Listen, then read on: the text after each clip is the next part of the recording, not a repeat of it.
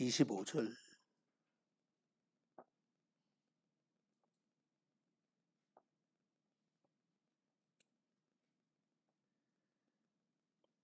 그 전에 나오는 말씀 24절의 결론이 형제들아 각각 부르심을 받은 그대로 하나님과 함께 거하라. 그걸 17절, 20절에서도 거의 비슷한 내용을 반복을 해요. 각 사람을 부르신 그대로 행하라. 그 부르신 그대로라고 하는 것은 영어로는 굉장히 더 이해가 편하게 하나님께서 부르셨던 그 상황에 따라 circumstances, situation 이런 말로 표현을 했는데, 그러니까 각자 뭐 태어날 때부터 가지고 있는 어떤 개성이라든지 뭐 천성이라든지 체질이라든지 그거 다 다른 거는 우리가 다 알잖아요. 근데 가족부터 시작해서 가까운 사이일수록 기대하는 게 있어요. 저 사람이 좀 이렇게 됐으면 좋겠다. 저 사람이 좀 이렇게 바뀌었으면 좋겠다. 그거 자체는 뭐 잘못된 게 하나도 없죠. 부모와 자식 간에도 그렇고, 그다음에 조금 이제 그 환경을 넓혀가면 교인들끼리도 그렇고, 직장에서도 그렇고, 그런 기대를 갖는 거는 그건 잘못된 게 아니죠. 문제는 거기에 맞춰 살지 못할 때 내가 어떻게 대응하느냐. 응? 기대에 맞지 않기 때문에 나한테 실망을 주고 또는 마음이 불편하게 만드는 사람을 내가 어떻게 대해야 되냐.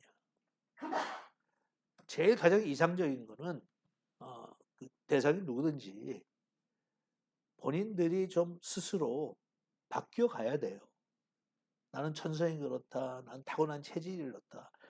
그것처럼 어떤 면에서는 저질적인 변명이 없어요. 특히 예술 믿는 사람들은 더 하고, 예술 믿지 않는 사람들 또 나이를 먹으면 그냥 나이 값을 해야 된다고 그러잖아요. 어? 젊었을 때 내가 좀 그런 성향이 있다 하더라도 나이를 먹을 때는 좀 이제 좀 그걸 벗어나야 되는데 그게 말이 쉽지 안 되잖아요. 그래도 이상적인 환경을 만들어 가려고 그러면 나도 변하고 상대편도 변해야 돼요.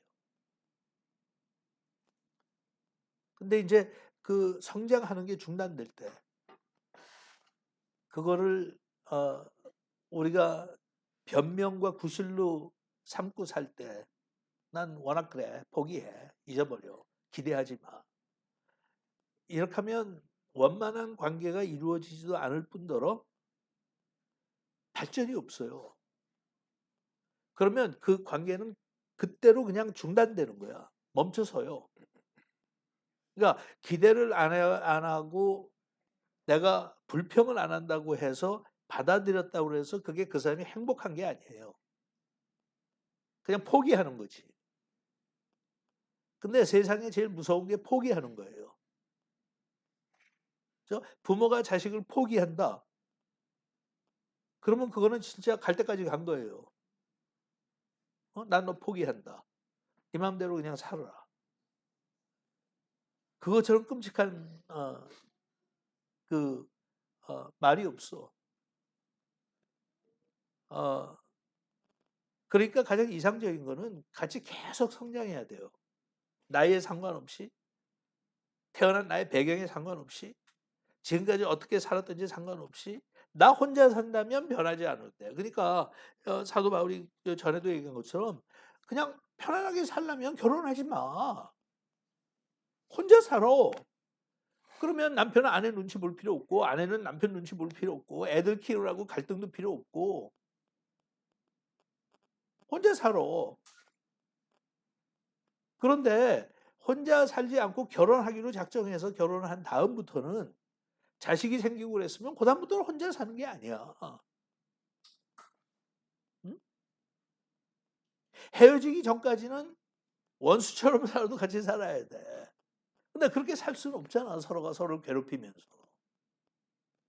그러니까 저쪽 사람이 포기하게 만드는 것도 참 그것도 어떤 면에서는 굉장히 슬픈 일이야.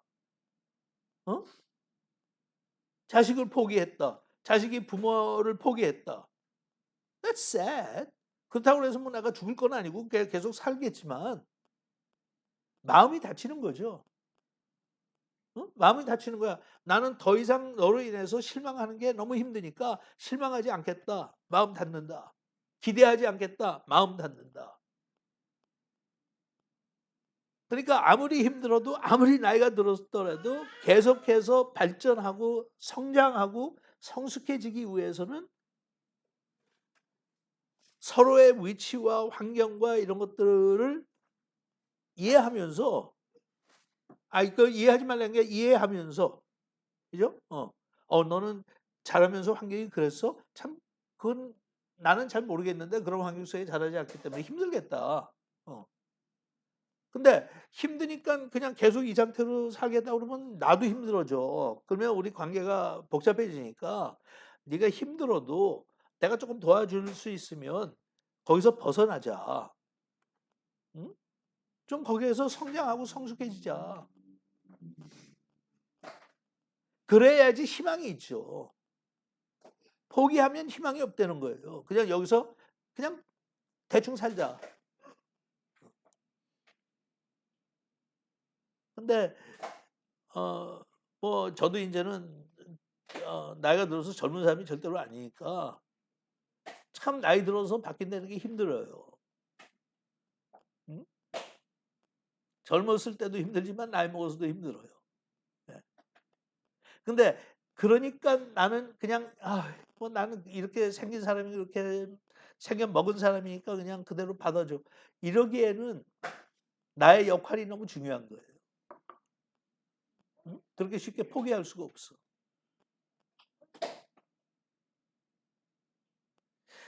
각각 부르심을 받은 그대로 하나님과 함께 거하라.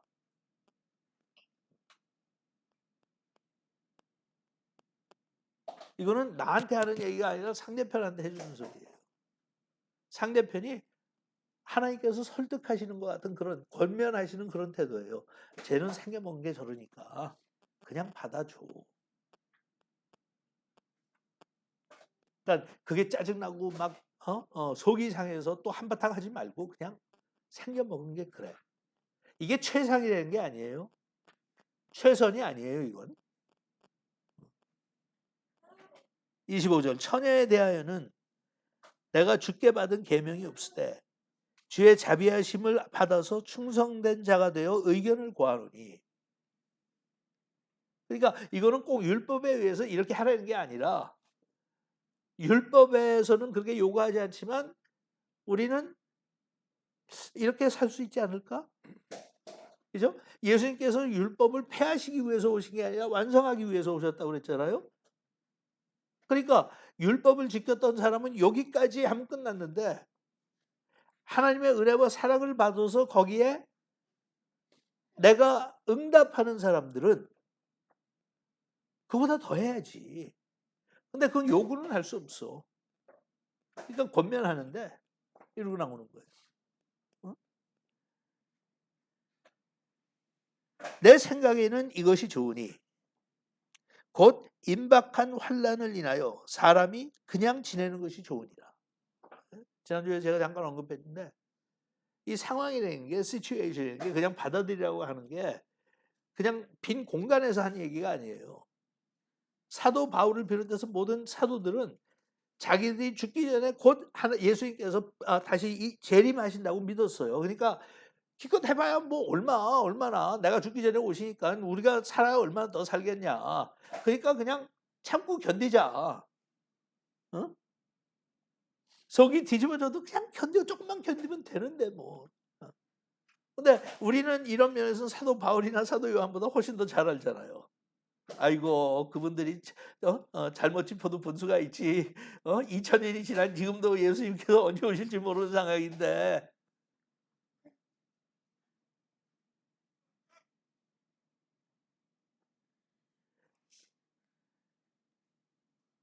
27년. 그러니까 네가 아내에게 매였느냐? 그러니까 결혼해서 아내한테 매여 있느냐? 너의 길을 구하지 말며. 아내에게 놓였느냐? 아내가 어쨌든 뭐 이혼을 했든지 뭐 해서 풀려난 거예요. 그러면 아내를 구하지 마라. 응? 재혼하지 마라. 그렇게 됐으면. 그러나 장가 가도 죄 짓는 것이 아니요 처녀가 시집 가도 죄 짓는 것이 아니로되 이런 이들은 육신의 고난이 있으리니 나는 너희를 아끼노라. 그러니까 이제 뭐 소크라테스가 진짜 그 말을 했는지 안 했는지 모르겠어요. 나는 근거가 있는 소리인지. 소크라테스가 그랬다며 결혼을 해도 골치 아프고 안 해도 골치 아프니까. 그러니까 누구를 상대한다는 것은 혼자 사는 것보다 항상 어려워요. 그러니까 육신의 고난이 있다. 어? 좀 사는 게 피곤하다. 그래서 너희를 아끼기 때문에 하는 얘기인데 그냥 하지 마. 그리고 저쪽에서 풀어줬으면 그냥 풀어진 대로 재혼할 생각하지 말고 그냥 혼자 살아. 형제들아, 내가 이 말을 하노니 때가 단축하여진 고로 이후부터 안에 있는 자들은 없는 자 같이 하며 그러니까 시간이 얼마 남지 않았어. 임박했어. 얼마 남지 않았으니까 우는 자들은 울지 않는 자 같이 하며 기쁜 자들은 기쁘지 아니함 같이 하며 매매하는 자들은 없는 자 같이 하며 세상 물건을 쓰는 자들은 다 쓰지 못하는 자 같이 하라. 이 세상의 행적은 지나감이로다. 그러니까 그런 배경을 가지고 지금 사도 바울이 이렇게 권면하는 거예요. 이거를 21세기에 사는 우리한테 요구하기에는 너무 이거는 힘든 요구지.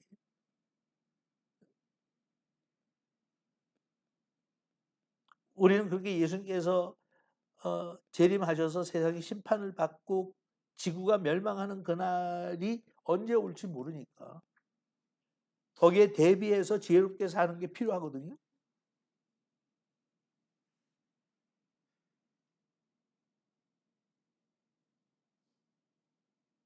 그런데 구체적인 건 모르겠지만 이 여기에서 사도 바울이 주는 그 말의 인상이 있잖아요.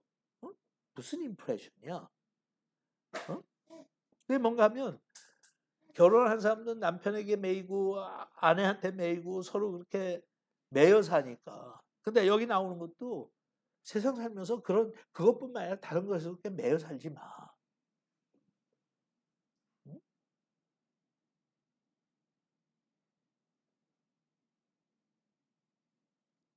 우는 자들은 울지 않는 자 같이 살아. 응? 좀 어렵고 힘들어도 질질 짜지 말고 그냥 견뎌. 기쁜 자들은 기쁘지 아니한 사람 같이 살고. 그러니까 기쁘다고 너무 또 그렇게 거기에다 내가 나를 행복하게 해주고 기쁘게 해주는 일만 챙기게 하려고 그렇게 너희들 노력하는데 그것도 그 기쁨이라고 하는 컨셉트에 너희들이 매여 사는 거야. 이 세상 살 때 기쁨도 있고 만족도 가끔 체험하지만 사실 나머지는 그렇게 기쁜 일이 많지 않아. 응? 근데 기쁜 일이 있다고 반짝하고 또 조금 힘들다고 또 고개 숙이고 그러지 마. 얼마나 더 산다고 지금 그러는 거예요. 매매하던 자들은 없는 자 같이 하며 이건 돈 얘기하는 거거든요. 세상 물건을 쓰는 자들은 다 쓰지 못하는 자 같이 하라. 우리가 매여 있는 것 중에 또 가장 어,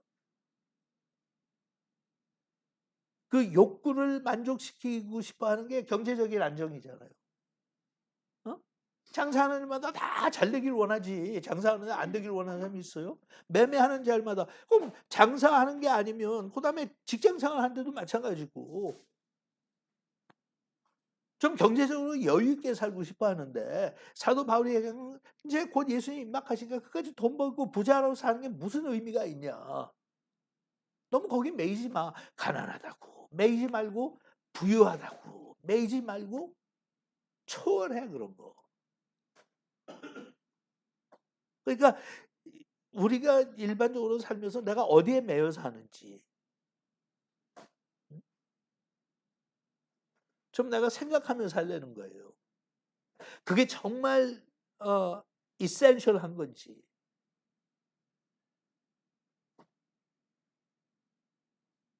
어차피 내가 컨트롤이 안 되는 건데 그거를 컨트롤해 보려고 노력하면 하는 사람도 힘들고 노력한다고 꼭 그 결과가 나오는 것도 아니고 그런데 거기에 그냥 매여 가지고 그렇게 살다 보니까 사는 것도 피곤하고 결과가 내가 기대했던 대로 안 나오면 또 힘들고 슬프고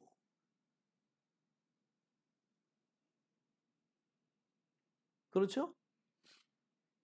돈을 많이 쌓아 놓은 사람이 암의 말기야. 그까지 돈이 무슨 소용이 있어요? 응?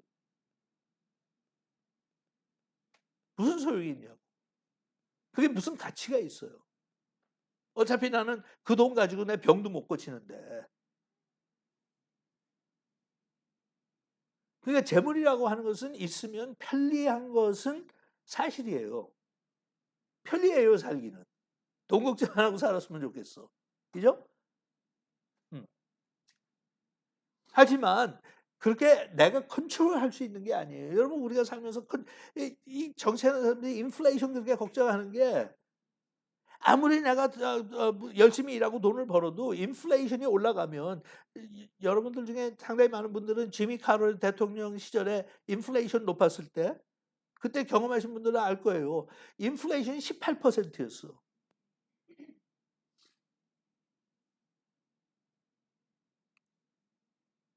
그러니까 그때 살았거는 사람들이 다 불안한 거예요. 특히 은퇴를 하고 은행에 어 적금해 놓은 거 가지고 살아야 되는 사람은 내 돈의 가치가 매년 그냥 18%씩 내려가 봐요. 그걸 누가 컨트롤하느냐고. 어? 그러니까 진짜 요즘 얘기하는 대로 슈퍼 리치한 사람들, 진짜 돈이 돈 같지 않은 사람들, 그 사람들은 걱정 안 해요. 하지만 나머지는 that's out of my control. 한국에서 IMF 겪었을 때 제 막내 동생은 한국에서 그때 사업을 했는데 문 닫았거든요. It's out of control.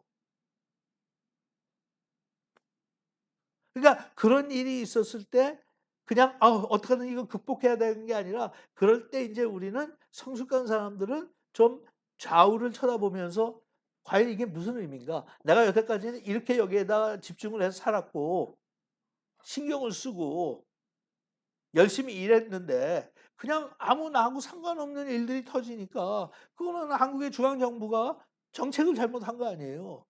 그 빚을 너무 많이 졌어.' 그러니까 정부가 빚을 졌는데 왜 내가 망해? 어?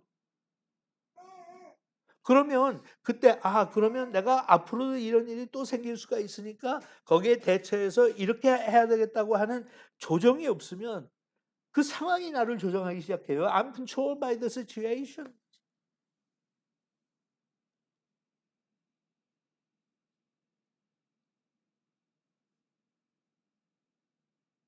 그러니까 이게 잘못 얘기하면 꼭 무슨 아주 인본주의적인 지금 내가 단어가 떠오르지 않는데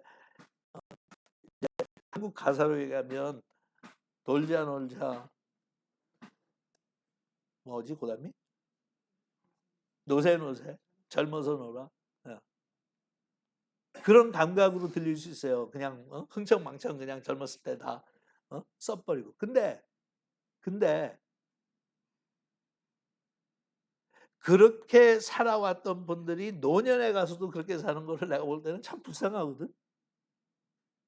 어?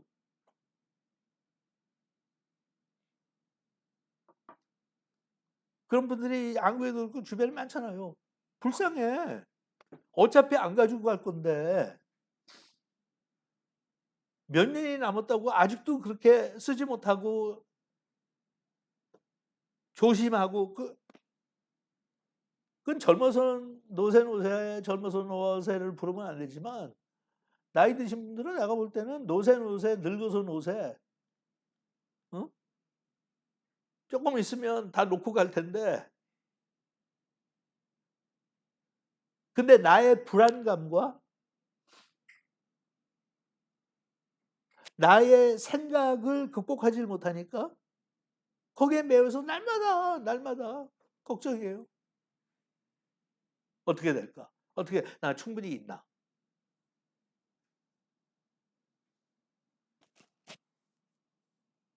붙잡혀 있는 게 너무 많아. 그런 환경들이 우리를 쥐어짜고 그냥 흔들어요.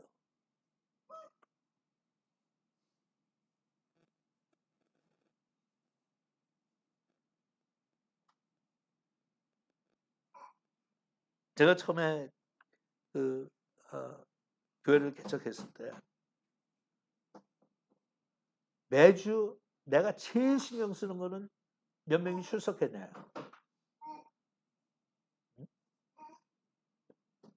지난주보다 조금 늘었으면 은근히 기분 좋고 지난주보다 좀 줄면 은근히 불안하고 그 다음에 두 번째 헌금 보는 거예요. 얼마 들어왔나. 근데 초창기에는 뭐 그렇게 되더라고. 어쩔 수가 없어요. 근데 그렇게 평생 살았다가는 목사가 살아남지 못하지 피곤해서. 어? 그냥 그다음부터는 그냥 신경 별로 안 쓰고 내려놓는 거예요. 어차피 이거 내 힘으로 되는 거 아니다. 내가 할 수 있는 거는 내가 목사로서 도리를 최선을 다하는 거고 나머지 교인들이 헌금하는 거는 교인들한테 달려 있는 거고. 아이 그걸 내가 매주 보면서 올라갔다 내려갔다 하는 걸 가지고 거기에서 내 기분이 좌우되면 나는 말라 죽는다. 사업하는 분도 마찬가지예요. 처음 시작했을 때는 하루하루 매상이 신경이 가죠. 근데 어느 정도 간 다음에는 너무 거기에 매달리면 그렇게 처음 시작했을 때처럼 매달리면 피곤해서 못 살아요. 왜? 내가 그게 뭘 다른 방책이 있는 것도 아니잖아. 매상을 올릴 수 있는 당장 무슨 대책이 있는 것도 아닌데 자식도 마찬가지예요. 태어나자마자 자기 자식 끌어안고 신경 쓰고 다 하죠. 근데 그거는 뭐 아주 어렸을 때나 통하지. 초등학교만 들어가도 지네도 고집 있고 생각 있고 부모 뜻대로 부모 마음대로 안 되고요. 특히 고등학교, 중학교, 고등학교 돼서 사춘기 오면요. 내 마음대로 되는 거 하나도 없어. 지네들이 말은 듣지만 하나도 행복하게 말 듣는 거 아니에요. 그냥 마지못해서 그냥 말 듣는 거지. 그러니까 거기에다가 내 초점을 맞춰 놓으면 예를 들어서 과거에 이제 주변에서 보면 딸이 있는 사람이 아버지는 보수적이야. 그런데 딸은 이 복장이나 뭐 이런 거를 굉장히 그냥 자유스럽게 하는 애야. 그러니까 일요일 날 교회 갈 때마다 아버지는 다른 사람이 자기 딸을 어떻게 볼까 하는 것 때문에 좀 보수적으로 입었으면 좋겠어. 근데 딸은 왜 그래야 되는지 알질 못하겠어요. 그래갖고 그냥 자기는 또 자기 나름대로 노출 많이 하고 입고 오거든요. 그런 거를 그게 거기에서 갈등이 생기면 every Sunday 교회 오기 전에 아버지하고 딸은 둘 다 입이 튀어나와서 나와. They're not happy.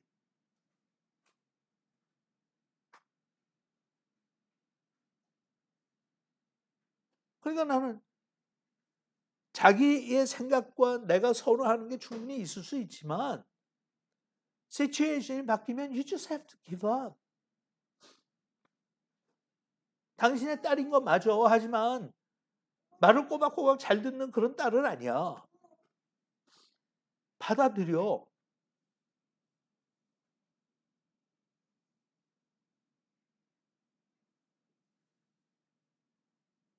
너무 우리가 매여 있는 게 많아요.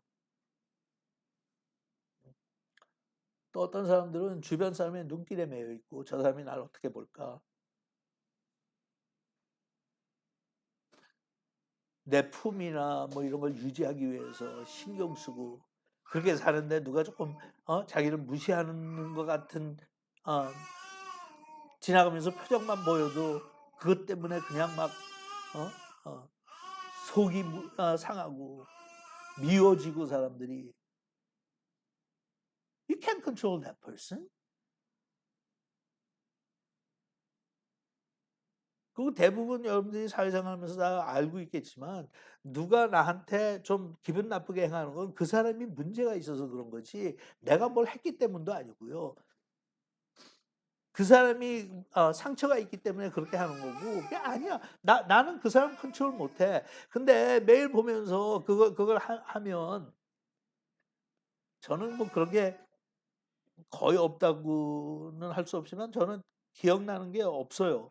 근데 대부분 목사들 보면 설교할 때 팔짱 끼고 째려보는 사람들이 있대. 어? 그 나갈 때 인사도 안 하고 싹 고개 돌리고.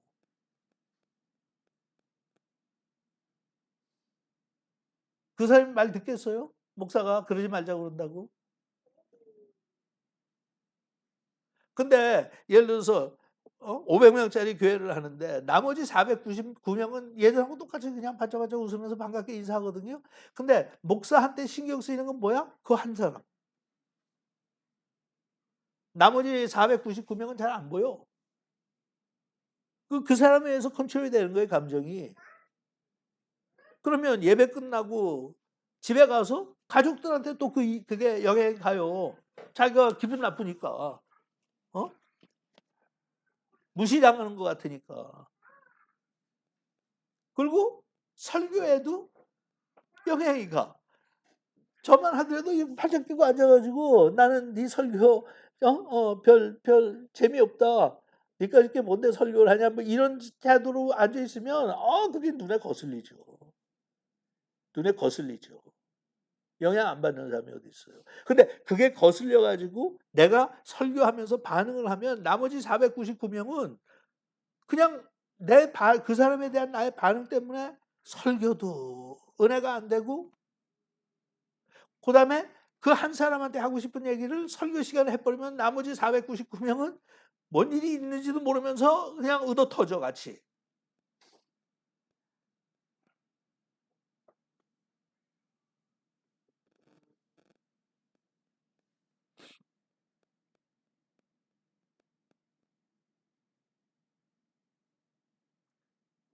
이 세상의 형적은 지나갑니다. 네. 시츄에이션은 자꾸 바뀌어요.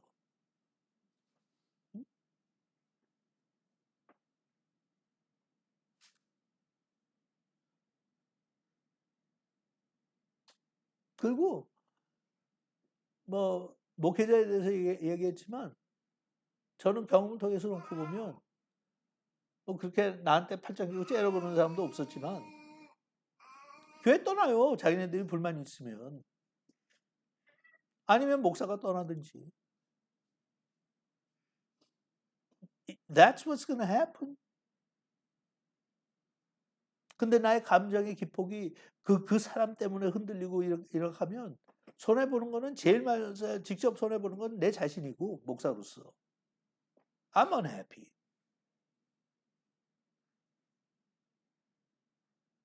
두 번째는 교인들이고 나머지 교인들.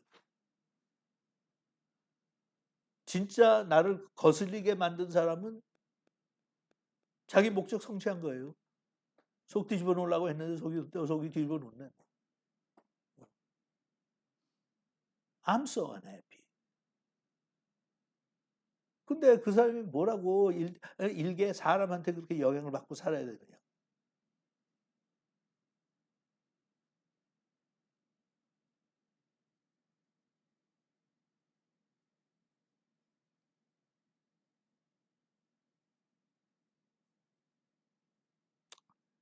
32절. 너희가 염려 없기를 원하노라. 염려 없기를 원하노라. 이거는 예수님께서 가르칠 때도 늘 염려하지 마, 걱정하지 마. 사도 바울도 걱정하지 마. 염려 안 했으면 좋겠어.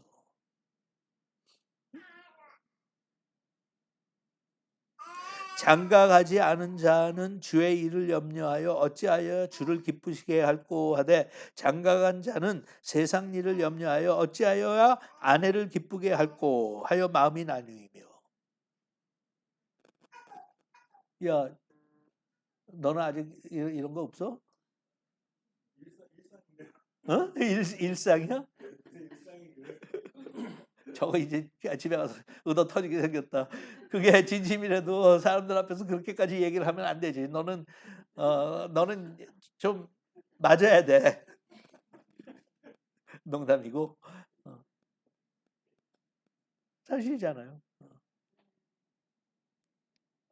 시집가지 않은 자와 처녀는 주의 일을 염려하여 몸과 영을 다 거룩하게 하려 하되 시집간 자는 세상 일을 염려하여 어찌하여야 남편을 기쁘게 할꼬 하느니라. 내가 이것을 말하면 너희의 유익을 위함이요 너에게 올무를 놓으려 함이 아니니 오직 너희로 하여금 이치에 합하게 하여 분요함이 없이 주를 섬기게 하려 함이라.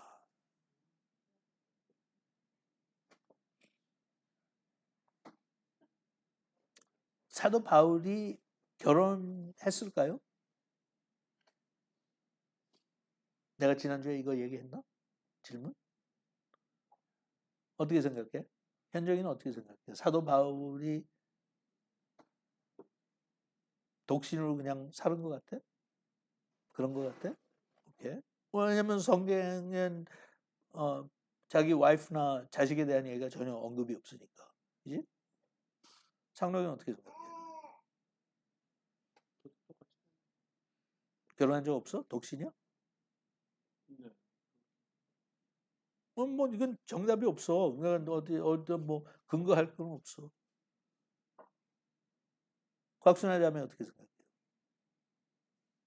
사도 바울은 그냥 평생 독신으로 살았어요? 그럴 것 같아.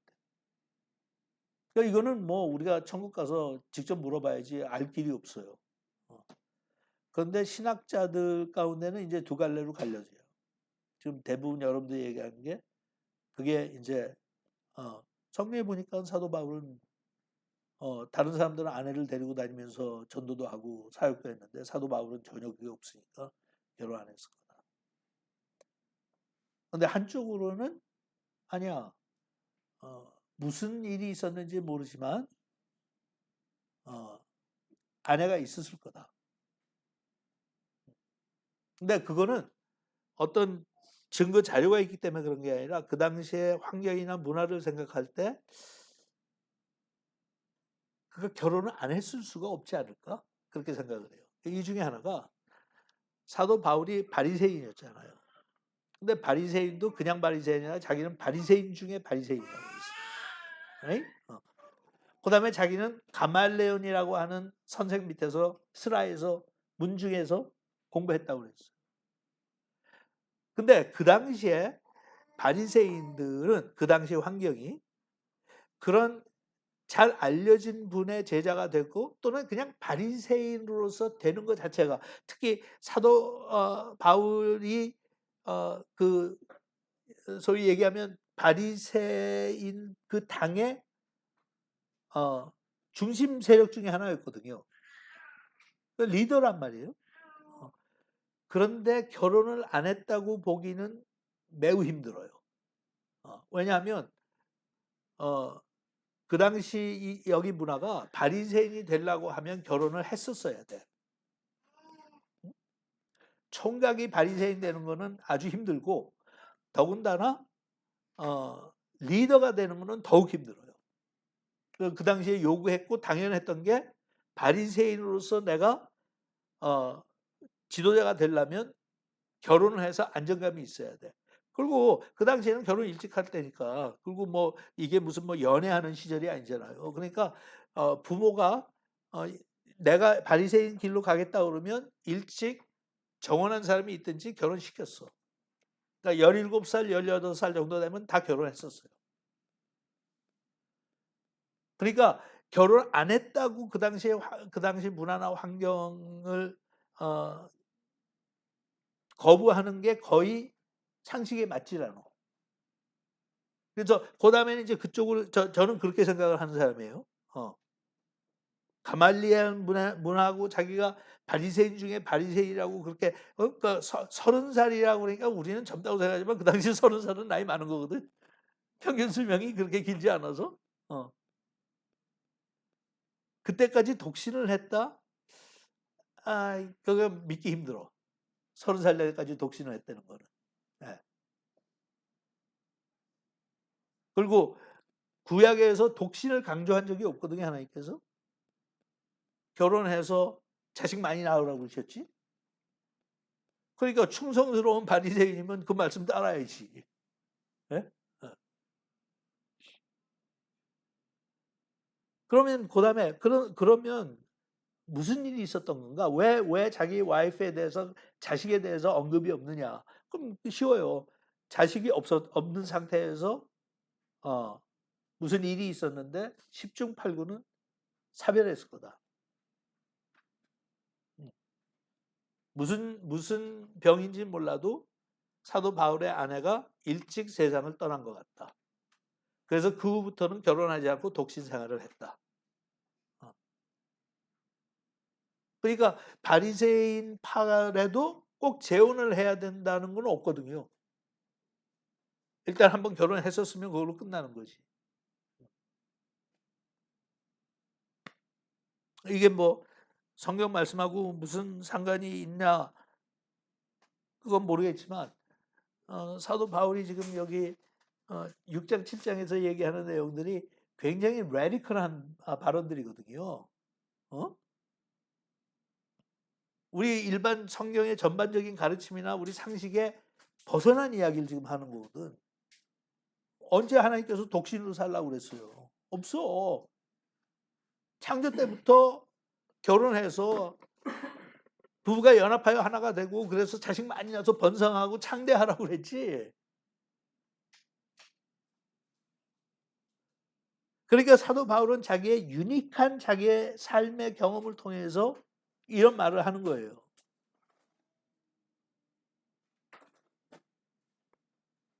그러니까 이게 좀 전까지 제가 얘기했던 그거하고 굉장히 어, 대동소이한 거예요. 왜냐하면 자기 경험이 그랬으니까 시츄에이션을 자기는 그렇게 해결을 했단 말이에요. 그러니까 자기가 보는 관점에서는 자기 인생 경험해놓고 보니까 안 하는 게 편해. 어? 안 하는 게 편해.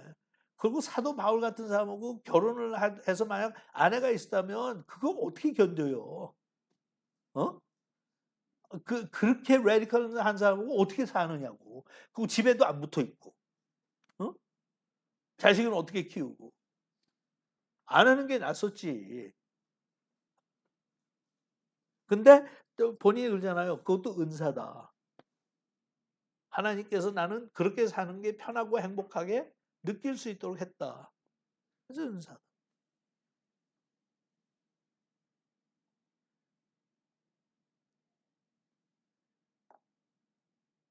그러니까 내가 너에게 이렇게 얘기하는 것은 너무 분요함이 없이 너무 바쁘게 살지 않고 주의 일에 초점 맞출 수 있기를 원하기 때문에 그렇다.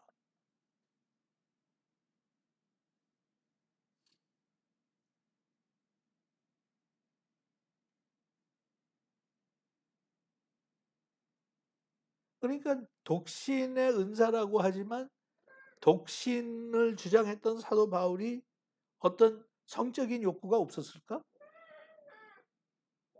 어?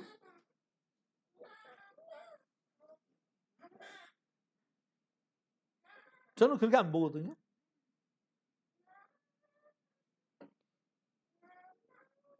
건강한 그 당시에 남자로서의 신체적인 기능은 다 그대로 가지고 있을 테니까.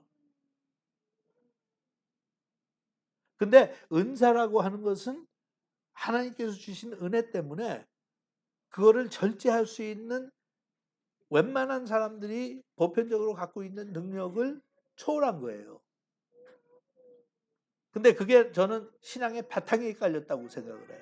그래서 갈라디아에서 얘기한 것처럼 나는 나의 모든 욕정을 십자가에 못 박아놓으라.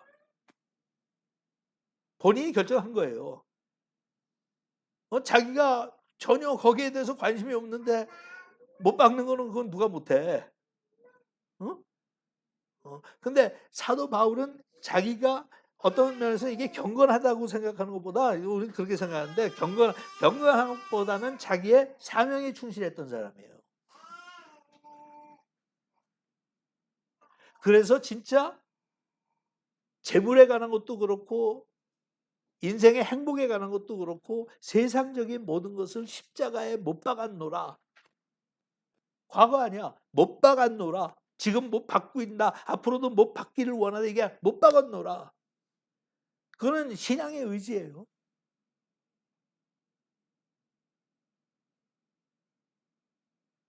그러니까 이거는 아무나 흉내내서는 안 되는 거예요. 어떤 조직의 문화가 돼서도 안 되는 거고. 왜냐하면 그렇게 했다가는 잘못하면 그 사람들은 다 올무에 걸려서 문제를 일으켜요. 실족하고. 그래서 그 독신주의나 이런 것들이 가져다 주는 긍정적인 것보다 훨씬 더 부정적인 문제를 일으킬 가능성이 매우 높아.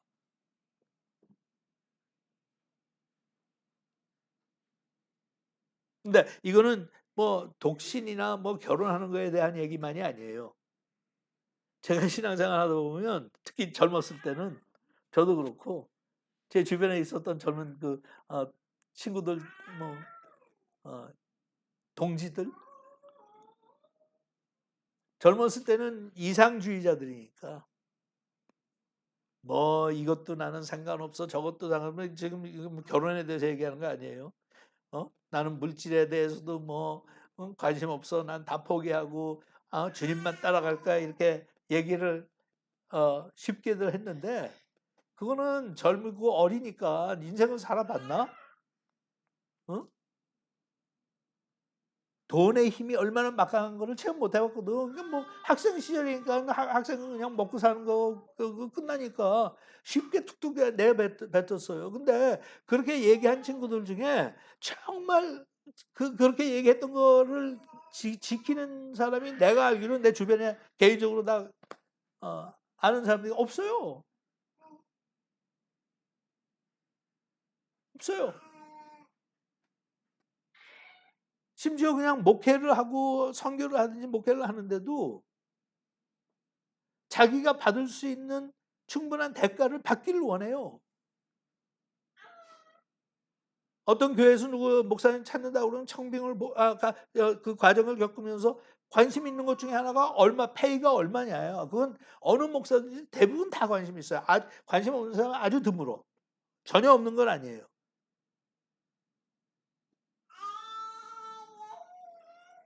그러니까 젊었을 때 말하는 건 쉽지. 근데 교회 안에도 들어와서 보면 그런 사람들이 굉장히 많아요. 자기가 겪어보지도 않은 상태에서 성경에 보니까 이렇게 얘기했으니까 우리는 난 그렇게 살 거야. 뭐 난 이렇게 살 거야. 특히 공동체 같은 걸 통해서도 교회는 이래야만 돼. 뭐 이래야만 돼.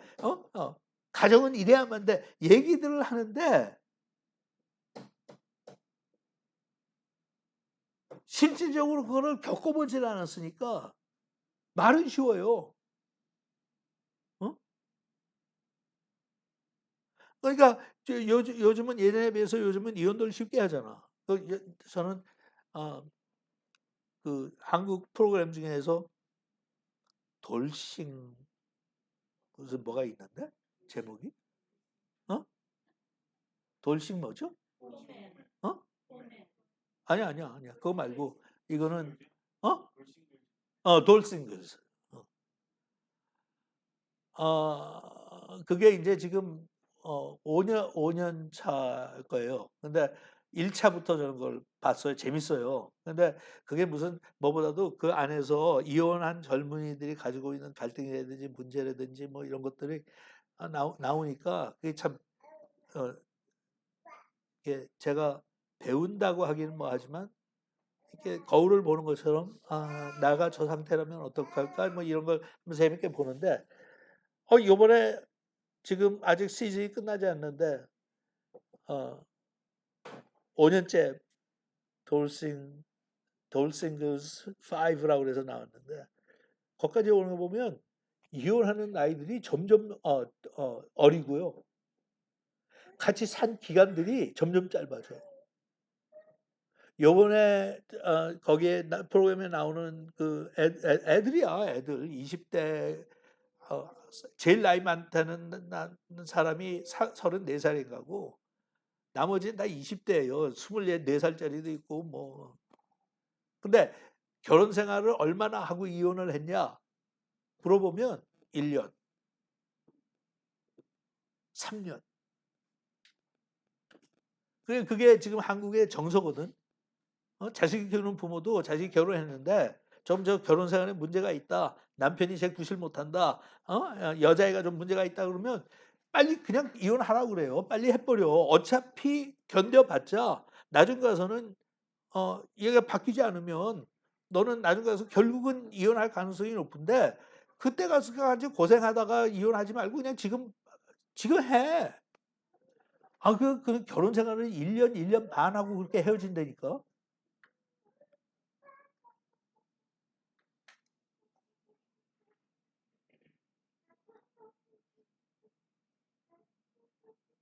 그러니까 그런 세대를 보고 지금 사도 바울이 얘기하는 거를 설명하면 이해가 갈까요? 어?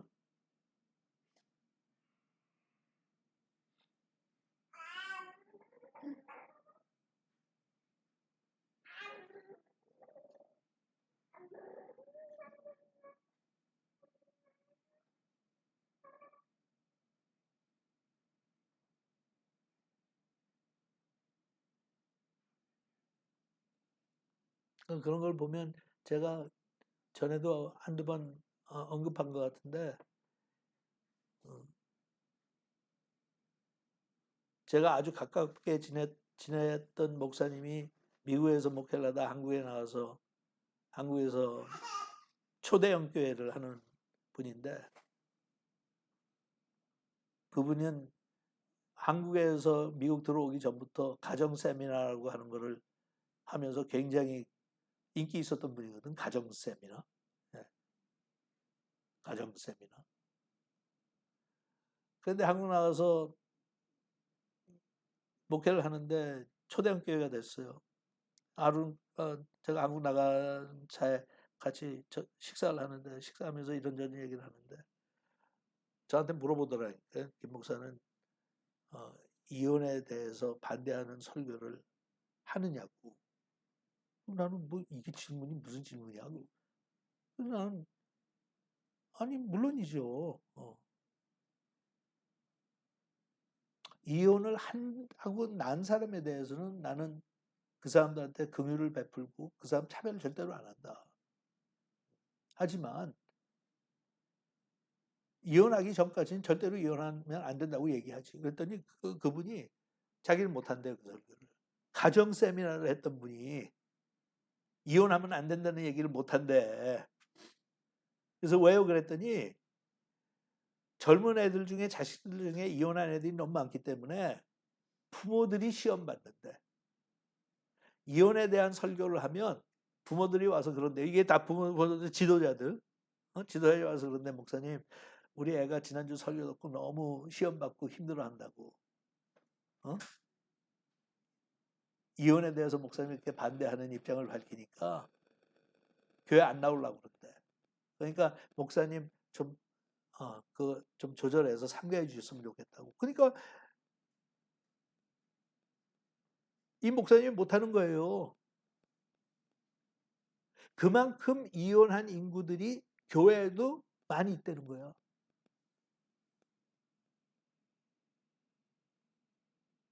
그러니 그런 젊은 세대들한테 성경에서 나오는 이혼에 대한 개념을 가르치면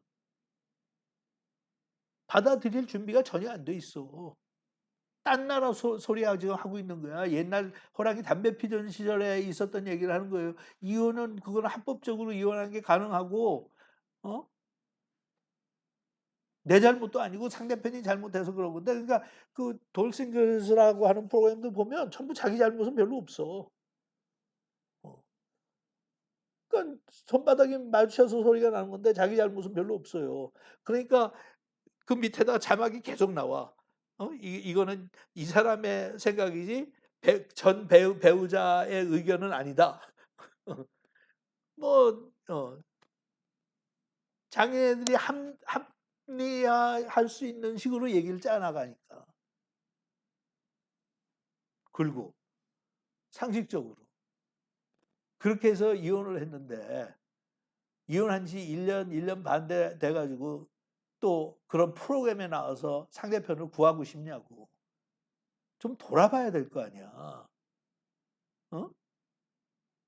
하다못해 남편이 모든 책임이 다 그쪽에 있다고 그래도 그럼 그렇게 못된 사람하고 연애했을 거 아니야. 너는 얼마나 이 안목이 없으면 그런 사람하고 연애를 하고도 그 인간이 이런 짓을 할 거라는 걸 눈치를 못 챘냐? 근데 그걸 눈치를 못 채서 한번 결혼 생활을 끝냈으면 자기 성찰 좀 해야 될 거 아니야. 상대편의 잘못이라도 어떻게 하면 내가 지혜롭게 그런 사람들을 만나면 내가 하지 않을 건지 똑같은 잘못을 반복하지 않을 건지. 근데 그런 생각을 했는지 안 했는지 의심스러운 거는 왜냐하면 1년 반밖에 안 됐는데 전국 사람들이 다 보는 프로그램에 나와서 지금 자기 남편감을 찾겠다고 지금 나오니까 그냥 상식적으로 볼 때 1년 반 가지고는 안 돼. 그래서 한 번 이혼했던 사람이 다시 이혼하는 확률이 훨씬 더 많은 거야.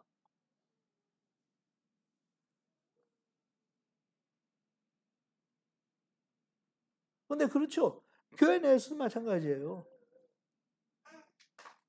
목사의 비리가 있는 사람도 뭐 치리 받겠다, 뭐 나는 나는 뭐 내 자신을 돌아보는 시간 갖겠다 얘기하지만 그 시간이 너무 짧어. 그리고는 뭐 채 1년도 안 돼서 자기 이제 회복됐다 그러고 나와가지고 또 목회하거든요.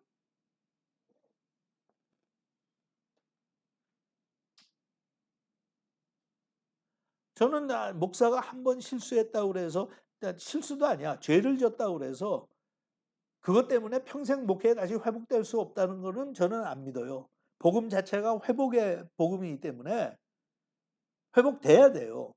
아주 정말 범죄를 저지르기 전에는 무슨 이성 문제 이런 게 있다고는 정말 황당한 일이지만 그래도 그 사람은 돌아와야 돼요. 근데 돌아오는 과정이 그렇게 쉽게 돌아와서는 안 돼.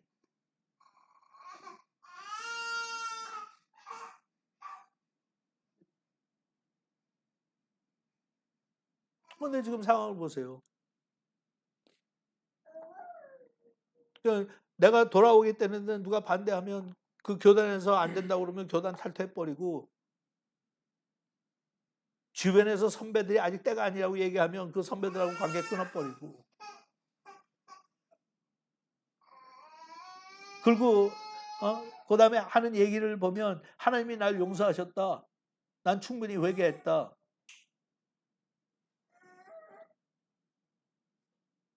그런 교과서적인 얘기만 하고 또 교인들은 그런 소리를 하는 목사가 자기 교회에서 파면됐으면 새로 옆에다가 교회 개척해 놓으면 거기 그냥 졸졸 가요. 그러니까 나는 TV에서 좀 알면 나는 교회에서 말썽 부리는 목사들의 그거 돌싱처럼 돌아오는 목회자의 시리즈를 해도 굉장히 잘 될 것 같아. 돌목. 이제는 뭐 이것도 10년 넘었을 거예요. 10년이 넘은 거기 때문에 뭐 다 온 동네방네 다 알지만 한국의 젊은이한테 굉장히 인기가 높았던 목사가 하나 있는데 여러분 들어봤을지는 모르겠어요. 전병욱 목사라고 있었어요. 아주 진짜 인기 몰이를 했던 친구예요. 응? 근데 이 성폭력, 성폭행, 젊은 여자애들한테, 자기 교인들한테 한 명이 아니라 여러 명한테 그렇게 해서 폭로가 되니까 자기가 처음에는 부인하다가 인정했어요. 인정했는데 교회에서 우리 교회에서는 더 이상 목회할 수 없다고 이제 파면을 했거든요. 9개월 후인가? 자기가 섬기던 교회에서 별로 떨어지지 않은 곳에 개척을 했어요.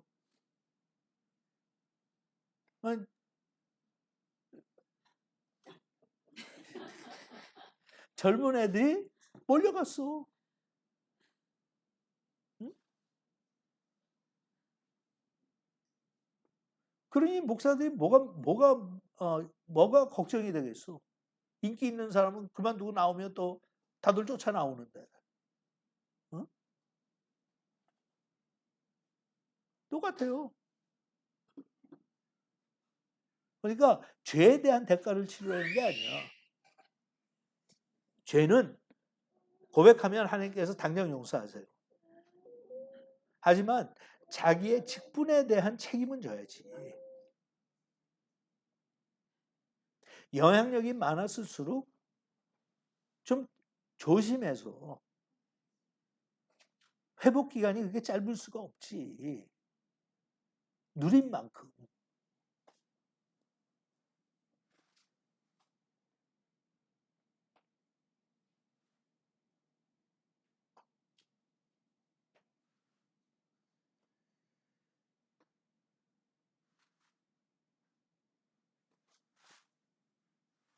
39절에 나가서 아내가 그 남편이 살 동안에 매여 있다가 남편이 죽으면 자유하여 자기 뜻대로 시집갈 것이나 주 안에서만 할 것이니라.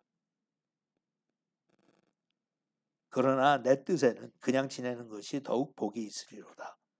나도 또한 하나님의 영을 받은 줄로 생각하노라. 자숙하라는 거예요. 요즘 세상은 젊은 애들이 것처럼 권리 있어요. 권리 없다는 거 아니야. 그거는 세상 사람들이 권리 있어요. 이혼을 10번 하면 무슨 상관이야. 내가 무슨 너한테 해를 끼치는 게 아닌데. 어?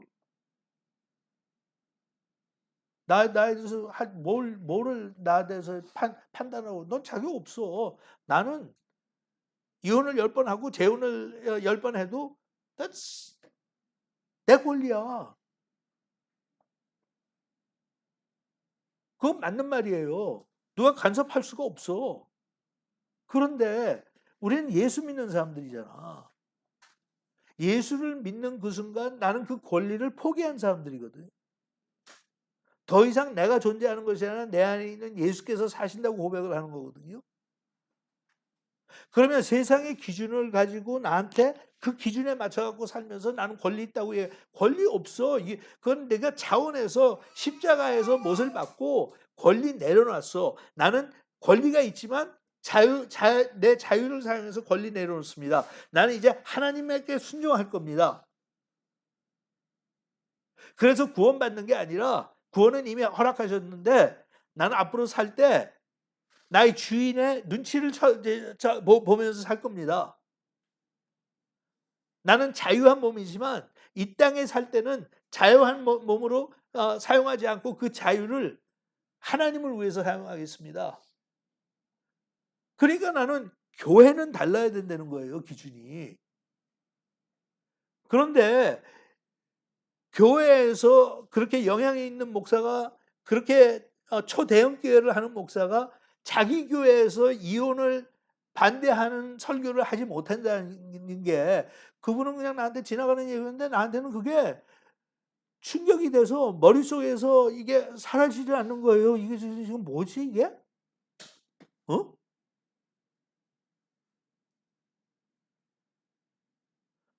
우리는 예수님도 그렇고 세례 요한도 그렇고 사도 바울도 그렇고 말씀을 있는 그대로 고지식하게 전하기 때문에 쫓겨난 사람들이 우리의 영웅들인데,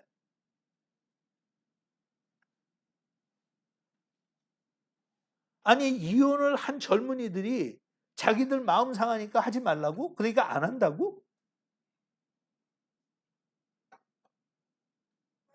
근데 그게 어떤 그 케이스만 있는 게 아니잖아요. 예? 교회 온 장로들이고 뭐고 부정부패에 대해서 별로 얘기를 못 해요. 왜냐하면 자기네들이 다 부정부패를 저지르고 있으니까.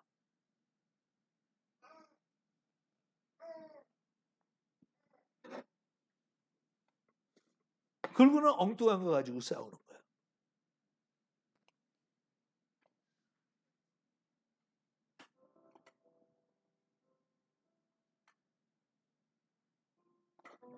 제가 지난주에 누굴 만나서 점심 식사 같이 했는데, 제가 처음 목회했던 교회 교인이에요. 어, 저하고 오랜 기간 동안 계속 교제하고 종종 만나서 같이 식사도 하고 그런 분이에요. 그 교회에 있었을 때도 저한테 아주 소중한 서포터였고, 하지만 펠로십계를 시작하면서 따라오겠다는 걸 제가 못 따라오겠어요. 오면 안 된다. 코를 할 때도 오겠다는데 제가 오지 못하게 했어요. 그래서 그분은 그 교회에서 결혼을 하고 그 교회에서 평생을 보내는 거야. 신앙생활을. 그러니까 그 교회에서 한 60년을 신앙생활 했어요. 지금 80대 중반이니까. 남편도 중직이 있었고, 이분도 여자 집사지만 침례교회는 권사가 없으니까 굉장히 교회를 섬겼던 분인데, 이번에 이제 저를 만나서 이런저런 얘기를 하다가, 목사님 우리 어떻게 했으면 좋겠냐고. 그래서 무슨 얘기예요? 그랬더니, 여러분들한테 제가 몇 번 얘기를 했어요. 그 교회 상황을. 교인이 한 40명 정도 출석한대 지금. 근데 젊은 사람은 하나도 없대. 그러니까 그 교회 나오면 70이면 젊대. 그 가끔 하다가 젊은 부부가 오는데, 애들 데리고 오는데 정착을 안 한대요. 그래서 그전에도 그런 비싼 상담하면서 제가 그랬거든요. 제일 좋은 거는 교회 문 닫는 거다. 문 좀 닫아라. 어? 그 요번에도 내가 지난번에도 얘기했잖아요. 문 좀 닫으라고. 했더니 다 노인들만 있는데 또 교회 문을 닫으면 갈 데도 없고, 그래서 그러면 건물 팔고 어디 그냥 일주일에 한 번씩 일요일마다 호텔 빌리든지 빌려가지고 그냥 예배만 드리세요. 그러면 경비도 없고 메인터넌스 할 것도 없고 거기 건물이 놓여있기 때문에 계속해서 투자해야 되거든요. 근데 이번에도 어, 교회에서 그냥 사택이라고 사놓은 그 집이 있었는데 그것도 팔았다고 그러더라고. 그래서 캐시를 또 쓰는 거예요. 그래서 제가 그랬어요. 몇몇 남지 않은 교인들의 편리를 위해서 지금 이렇게 낭비하겠다고. 그 건물이 당신들이 지었다고 생각하냐? 아니잖아요. 그 건물 짓는 데 있었던 사람들은 이제 대부분 다 세상을 떠났거나 아니면 다른 교회 가 있어. 근데 당신들은 지금까지 살아남았기 때문에 그걸 한다고 그러는데, 그 건물을 정리해서 팔면 하나님의 나라의 일을 위해서 얼마든지 효과적으로 사용할 수 있는 목돈이 들어온다.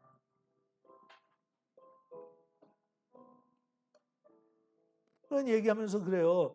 사실 뭐 자기들이 모였는데 귀도 어둡고 그래서 설교를 해도 잘 듣지도 못하고, 어?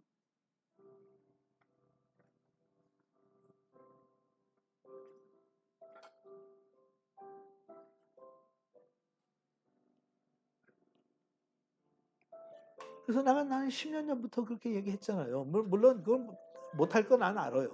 그 교회 성격을 알고 남아있는 사람들의 성격을 아니까. 그런데 그건 하나님의 건물이고 하나님의 돈이지 당신들의 돈이 아니에요. 왜 그걸 붙잡고 있어요? 어? 팔면 그래도 몇 밀리언 나올 텐데 페이오프한 거는 옛날에 다 했으니까. 그 전에 집에 하나 있던 거 팔아서도 썼거든요. 이번에 집 있는 거 또 팔아서 쓰는 거예요. 그러니까 재산을 그렇게 탕진하는 건데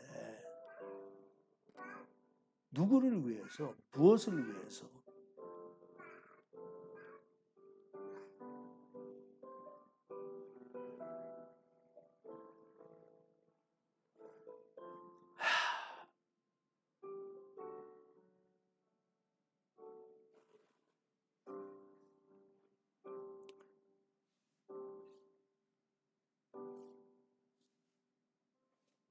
여러분 그 여기 DC의 16가 같은 데 가서 보면 양쪽으로 교회들이 굉장히 많죠. 참 많죠. 그리고 내가 DC 이사 가서 보니까 동네에도 엄청나게 많아요. 가는 데마다 교회. 근데 그 16가 길가에 있는 그 큰 건물들, 교회들. 일요일 날 예배 참석해서 보면 몇 명 안 모여요. 근데 그런 규모의 건물을 어떻게 이 사람들이 유지하냐? 그 유지하는 건 다른 이유 아니에요. 미국 사람들이 가지고 있는 기부 정신 때문에 그래. 응? 그러니까 좀 여유 있게 살았던 분들이 죽기 전에 유언장에다 남겨요. 그냥 교회에다 도네이트한다. 그러니까 그거를 오랜 세월 동안 모아둔 게 캐시가 넉넉한 거야.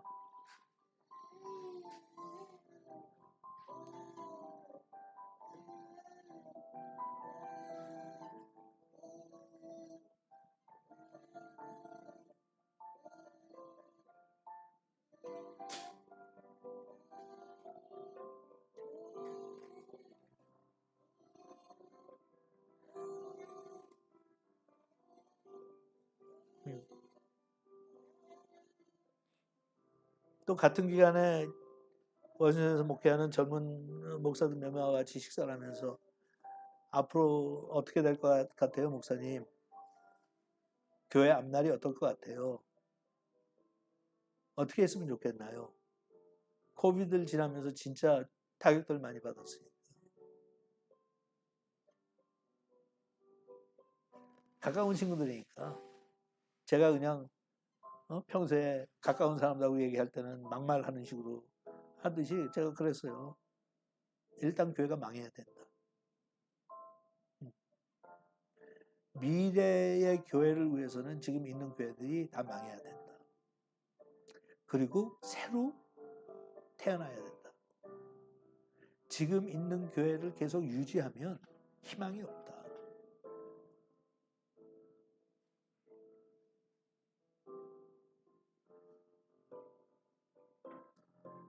그동안 너무 교회 규모나 사이즈에 매달렸기 때문에 큰 교회들도 가서 보면 80%는 다 구경꾼이다.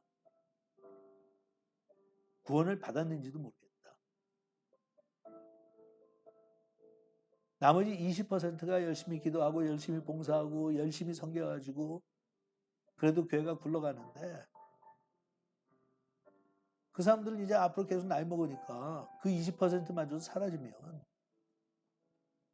무슨 후세들에게 남겨준다고 그러는데 걔네들 내가 볼 때는 지금 1세들보다 훨씬 못해 헌신도가. 그러면 그 20%가 다 세상 떠나서 헌금도 안 하고 헌신도 안 하고 그러면 어차피 교회는 문 닫게 돼 있어.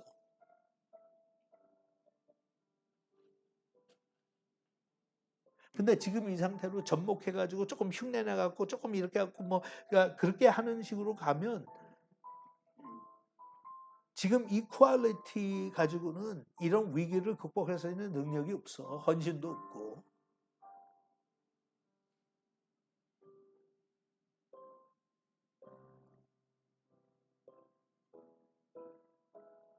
참 선배 목사가 후배들한테 할 말이 아니죠.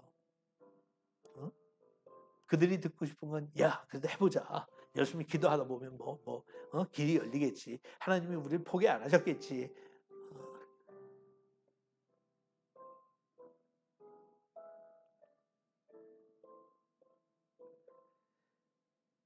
세속화가 되고 세속화가 되다 못해 교회나 세상이 분별이 안 되는 세상이잖아요. 세상 사람들이 사는 그런 라이프 스타일 그대로 우리는 살고 있고 다른 게 하나도 없고 그런 사람들이 우리가 어떻게 세상을 이기겠습니까? 우리가 세상을 이기지 못하는데 어떻게 교회가 부흥을 하겠느냐고요.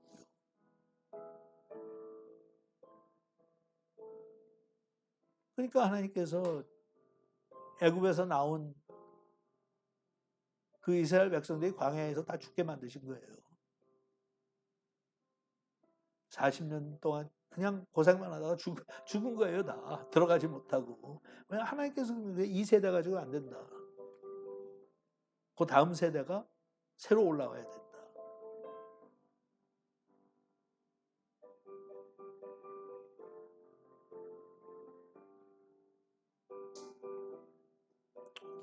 우리 미래 교회한테 희망이 있다는 거는 지금 있는 교회들이 문을 빨리 닫아야 돼요. 계속 유지하는 비용만 들고 사람이 죽을 때가 다 됐는데 산소호흡기 갖다가 인텐시브 케어에 집어넣어가지고 그걸 띄어내면 어차피 죽을 사람을 모든 기계를 동원해서 살려놓고 아직도 살아있다고 생각을 하고 그렇게 믿고 싶어하는 건 가족들이지.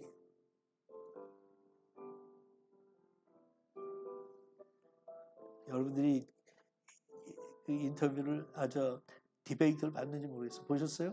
바이든하고 트럼프 디베이트 하는 거? 안 봤어?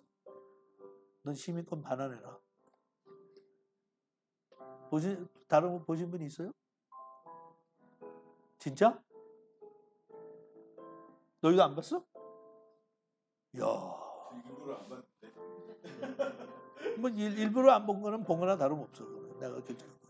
전 봤거든요. 그 여러분들이 직접 디베이트를 안 봤더라도 그 후에 신문이나 언론을 통해서 어떻게 되든 진짜요. 바이든이 들어오고 15초 정도 지나니까 제 아내하고 같이 보다가 우리의 얼굴이 큰일 났다. 큰일 났다. 저 사람은 나오면 안 되는 사람인데 지금 나와서. 저는 그전부터 그런 소리 했어요. 개인적으로. 어떻게 질 바이든은 남편을 말리지 않냐.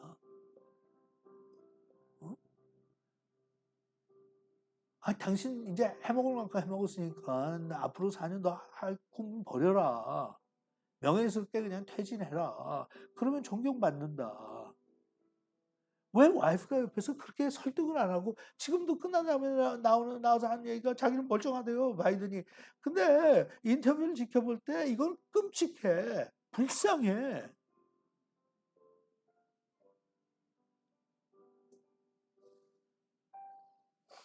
빨리 물러나는 게 가장 명예스러운 건데 지금 우리 교회가 그런 입장이에요. 우리만 인정 안 하려고 그래. 우리만 아직도 희망이 있다고 그러고 우리만 한 번 더 뛰자고 그러고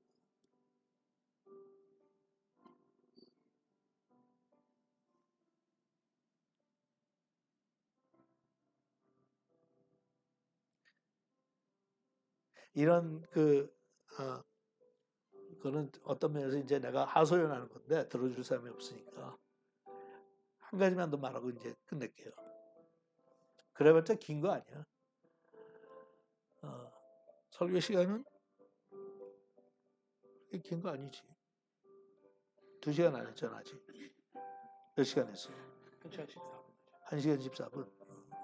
오늘 같은 날은 내가 하소연을 많이 하는 거니까 좀 괜찮아. 여러분하고 마찬가지로 저는 이제 유튜브를 보잖아요. 유튜브를 보면서 교계에 관련돼 있는 것들을 아무래도 관심을 가지고 보게 된단 말이에요. 근데 한국에서 이 인기몰이하는 목사들이 있어요. For better, for worse. 정말 쳐다보기도 징그러운 사람들도 있고 교계에서 인정받고 존경받는 사람들도 있어요. 그 중에 하나 박영선 목사라고 있어요. 장로교에서는 굉장히 알려진 분이고 젊은이한테 인기가 많았던 분이에요. 지금 이제 나보다 한 살 더 많으니까 71세, 72세 정도 됐을 거예요. 그분의 영상이 떴는데 조회수가 굉장히 많고 그냥 내가 들을 때는 말재주도 있고 그러니까 후배 목사들한테 이제 앞으로 장래가 어떻게 우리가 해야 되냐, 교회가 어떻게 해야지 우리가 후배들이 목회 현장에서 살아남을 수 있냐 이런 얘기를 한 거에 대한 대답을 하는데 벌써 보여줘 나. 이제 워낙 좀 살이 있었던데 노인이 되니까 살이 많이 빠졌어. 박영선 목사로 들어보신 적 없어요? 없어? 어? 봤어? 책도 있고. 아주 좀 그 튀는 목사예요. 근데 튀는 게 뭐 다른 것보다도 한국에 돌아와서 교회를 개척해서 섬기는데 제일 유명한 것 중에 하나가 인기 있었던 것 중에 하나가 부교육자들 데리고 가서 당구 치러 다니고 뭐 이런 거야. 교회에서 화투 치고. 그거는 본인이 이제 자랑스럽게 해. 그러니까 뭐 좀 그러죠. 난 튀는 목사다. 난 이렇게 잘났다. 근데 뭐 실력도 있는 분이고. 그래서 이분이 얘기했는데 이분은 써져서 그랬어요. 앞으로 목회가 힘들어지니까 투잡 갖는 것을 미리 준비해라. 교회에서 사례비 받아서 생활하려고 하는 것을 포기해야지 앞으로 가능성이 있지. 그게 투잡 뛰라는 거예요. 굉장히 신선하지. 왜냐하면 아직도 한국 교계 분위기는 목사가 됐으면 세상 직업 가지고 있으면 안 된다고 생각하거든. 거기에 몰두해야지. 굶어 죽는 한이 있다고 목회만 해야지. 그러니까 굉장히 신선한 발언이에요. 근데 난 그걸 들으면서 내가 굉장히 분노가 나오더라고. 화가 나서. 그렇게 하려면 오래전부터 준비를 시켜야 돼요. 목사가 뭐를 직업을 가질 수 있는 준비가 안 돼 있고 아는 거는 하는 거는 학교를 다니는 건 전부 목회밖에 없어요. 누가 하여해? 그러니까 전부 노동 쪽으로 가는 거예요. 택시 운전하고. 과도기에서는 그렇게 해도 괜찮아. 근데 정말 제가 얘기해요. 정말 이중 직업을 가지고 교인들 눈치 안 보고 목회하는 게 바람직하고 그렇게 가야 된다. 근데 그렇게 하려면 택시 운전해가지고는 안 돼. 피곤해서 어떻게 목회를 해? 택시 운전가 얼마나 고달픈 건데. 그게 IT 계통에서 일을 하든지 뭐 좀 보장된 생활을 해야지. 그래야 가족들도 지켜주지. 교회에서 사람이 못 받으면 벌어오는 거를 그래도 가족들을 키울 수 있는 환경을 만들어줘야 되잖아. 근데 여태까지 준비가 안 된 분들은 어쩔 수 없이 할 수 있는 게 없으니까 그냥 뭐 택시 운전하고 이런 걸로 가. 난 그게 참 어떤 면에서는 그래도 훌륭하다고 생각해. 하지만 하나의 트렌드를 만들어 가려면 그러면 한국의 시스템부터 바뀌어야 돼. 적어도 미국처럼 바뀌어야 돼. 대학교는 일반 대학 가서 전공은 일반 전공하게 해. 근데 한국은 대학교부터 목회자 만드는 쪽으로 가잖아. 전공이 없으니까 잡을 구하는데 아는 건 목회밖에 없는데 뭐 누가 하여하냐 그런 사람을. 그러니까 교단에서도 포기해야 돼. 교단들이 포기 못해요. 왜냐하면 그 수입이 들어오는 거거든. 신학교가. 돈 만드는 거란 말이에요. 그러니까 미국 시스템, 일반 한국이 다 의대도 그렇고 법대도 그렇고 이제는 다 러스크린이 메디컬 스크린이 그래갖고 다 미국 거 따라 하잖아 이제는. 근데 신학교만 아직도 대학교부터 보내. 그런 상황에서 대책이 없는데 나와서 이중 직업을 가지는 게 이중 직업. 이제 그래서 얘가 화가 난 거예요. 이 사람은 알지도 못하는 소리하고 자빠졌네. 가능하게 만들어 놓고 추천을 해야지. 두 번째, 너 노동해봤어? 매일 그냥 주변에서 사람들이 인기 있으니까 섬겼던 사람 아니야. 여기 와서 미국에서 제가 목회 시작할 때 리버티라고 하는 그 버지니아에 있는 학교에서 유학을 했던 분이에요. 근데 그때도 인기가 있으니까 얼마나 사람들이 잘 섬겨. 먹을 것도 챙겨주고 뭐도 하고 뭐 그때는 목사들한테 봉투에다 찍어주는 것도 많이 하는데 노동해본 적 없어. 그럼 노동해본 적도 없으면서 자기는 다른 사람한테 노동하라고. 탁상공론이지. 그 이 철없는 또 후배들은 그 얘기 듣고 그게 그냥 멋있어 보이지. 왜? 니네들도 노동해 본 적이 없으니까. 직장생활 해본 적이 없으니까 만만해 보이지 직장생활. 어? 환상 깨. 그렇게 하려면 그거는 일반 그냥 신학교 가서 목사가 되고 목회하는 과정보다 훨씬 더 많은 준비가 필요해. 그러든지 아니면 나처럼 돈 잘 버는 사람하고 결혼을 하든지. 저는 노골적으로 그러고 다녔어요. 김원기가 큰 소리 치고 다니는 거는 마누라가 직업이 다른 사람 40시간 일하는 거 15시간 일하면 충분히 비싼 걸 받기 때문에 나는 그 덕을 많이 본다.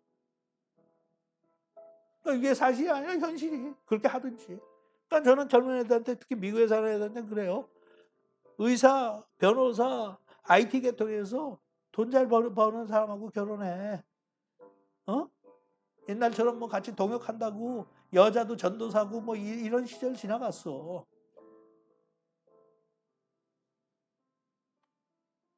그러나 한 짧은 기간이지만 그래도 한 7년 학생 시절이지만 코피 터져가면서 노동해봤어.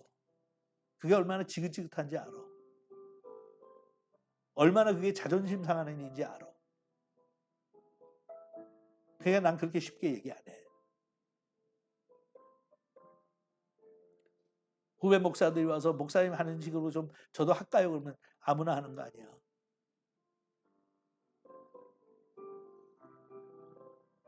그리고 교인 수가 늘지 않는 거 감당할 수 있어?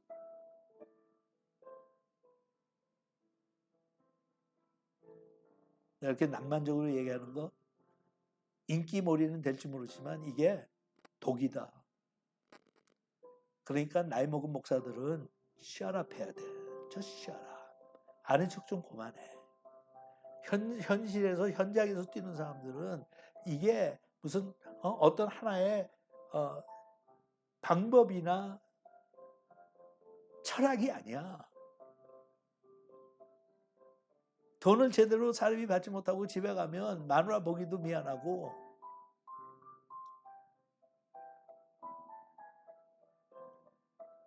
자식들한테 외식도 자기 마음대로 못하고 그게 현실이야.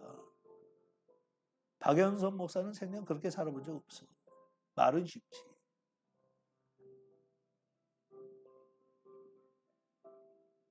그런데 교회 안에 분위기가 아직도 이런 사람들이 얘기하면 기발한 아이디어라고 생각하고 할 얘기 했다고 생각하고 인기 있는 게 문제다.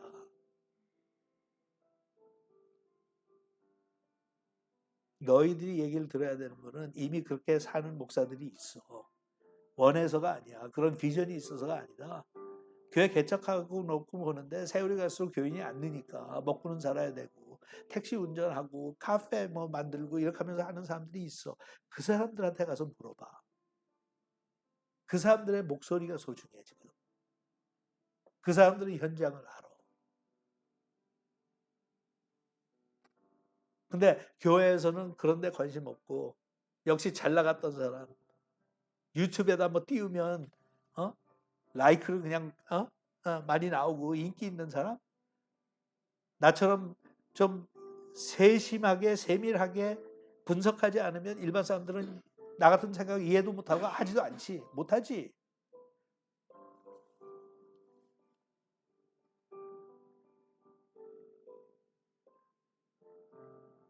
처방이 그렇게 쉬운 거 아니야. 나 같으면 웬만하면 신학교 가서 목회하는 거 그만두고 평신도로 열심히 섬겨. 응? 나는 그렇게 얘기하겠어. 전공 따로 가지고 목사들이 너무 차고 넘치는 세상이니까 너는 어떻게 생각할지 모르지만 네 생각을 바꿔야 돼. 부르심 받아서 신학교 갔다 그래서 꼭 교회에서 목회해야 된다고 생각하는 건 비현실적이야. 그러지 말고 전문직을 가지고 직장에서도 전도 좀 하고 그다음에 교회에서 평신도로 섬겨. 목사가 돼서 꼭 섬기는 것만 사역이냐? 그냥 섬기면 사역이야. 근데 여태까지 네가 트레이닝 받은 거는 기름 부은 종이기 때문에 딴 직업을 갖는다는 것은 자존심이 상해서 못한다고 여태까지 생각하고 그렇게 배웠잖아.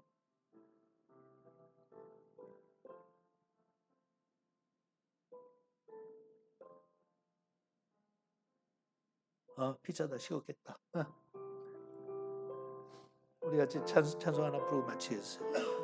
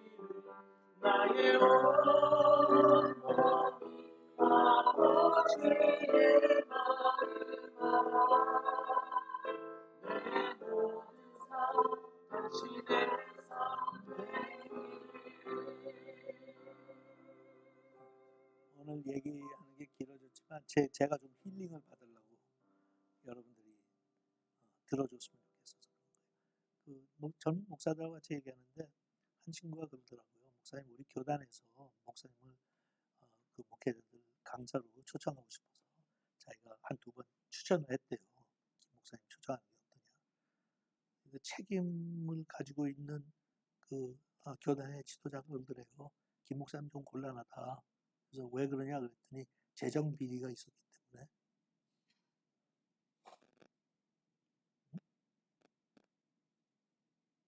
그러니까 사실 확인도 안 해보고 나한테 한번 물어보지도 않고 김원기 목사는 영원히 재정 비리에 돈 해먹은 목사로밖에 내가 무슨 카브넌 빌리지를 사유화해서 내가 가지려고 그랬다느니 뭐니.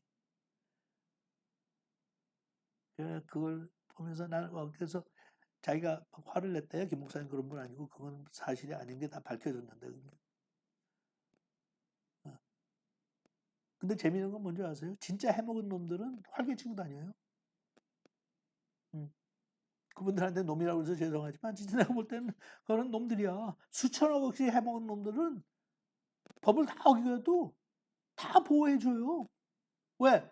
거기서 부스러기가 떨어진 게 있거든.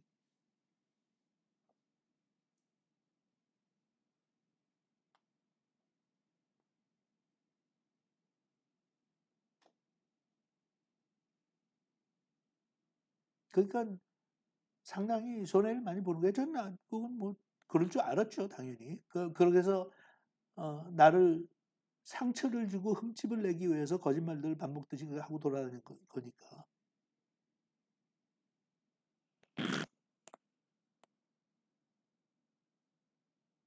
그래서 일반적으로 그냥 비교할 때는 나는 내가 창립한 교회고 내가 개척한 교회라도 교인들이 원하면 그거 그냥 깨끗하게 손 놓고 양보했는데 그게 교회예요.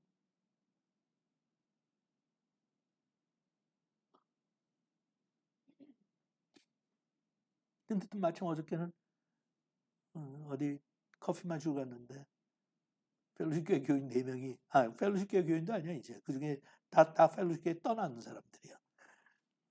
4명이 들어와서 얘기를 하더라고. 저를 보더니 반가워가지고 뭐 인사하면서 목사님 죄송해요 미안해요 뭐 이런 소리 하면서 그러는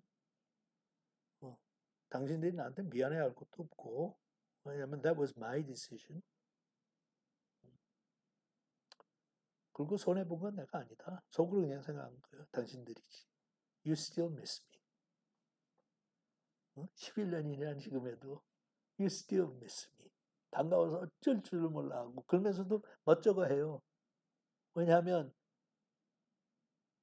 나를 전혀 돕질 못하고 그 문제아들이 문제 일으킬 때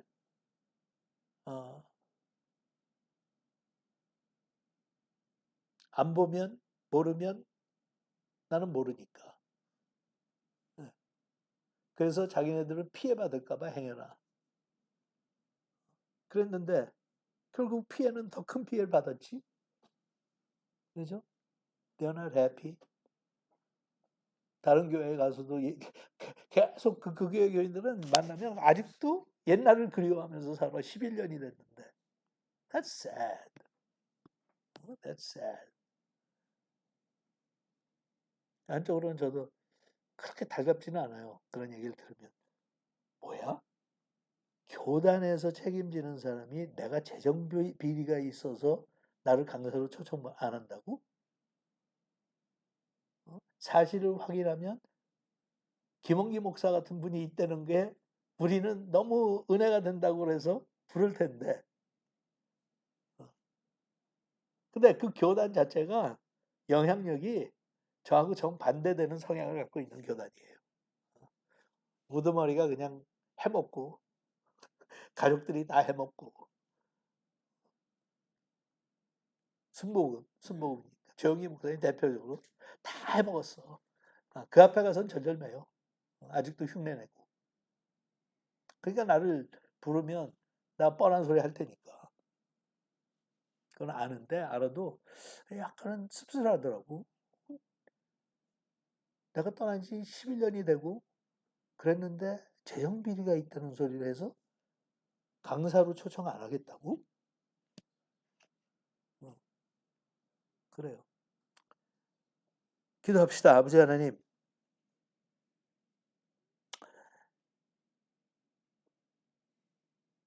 저희들이 잘 알지도 못하고 미련한데 쉽게 판단하고 쉽게 정죄하고 그러면서 자기 자신의 죄에 대해서는 너무 관대하고 이렇게 사는 우리의 모습이 어떨 때는 참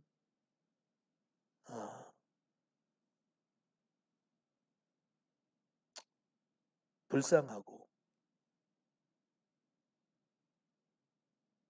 또 하나님 앞에 미안하기까지 합니다. 말로는 나의 모든 정욕을 십자가에 못 박았다고 했지만 사는 모습을 볼 때는 그런 모습을 전혀 보이지 못하고 그냥 세상하고 별 구별 없이 살아가는 저희들의 모습을 볼 때 하나님의 은혜를 받고 무조건적인 사랑을 체험한 사람들로서는 참 할 말이 없습니다. 하지만 아직도 소망은 포기하지 않았습니다. 그리고 날마다 조금씩 변한다고 믿습니다. 하나님께서 저희들로 하여금